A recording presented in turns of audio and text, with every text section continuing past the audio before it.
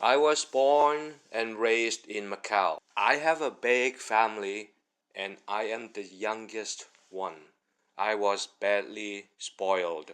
How spoiled it was? Let me give you an illustration. When my family gathered and ate around the dining table, and I often cried and cried. Why? It was because there was a delicious sweet and sour pork right on the table, and I didn't want to share it with anyone.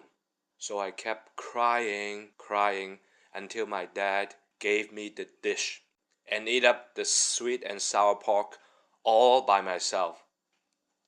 When I was 20 years old, I had the opportunity to move to Canada to study. This was my first adventure journey. But deep down in my heart, I knew this is not an adventure journey, but rather a journey of changing a new life. A life I have to take care and look after myself.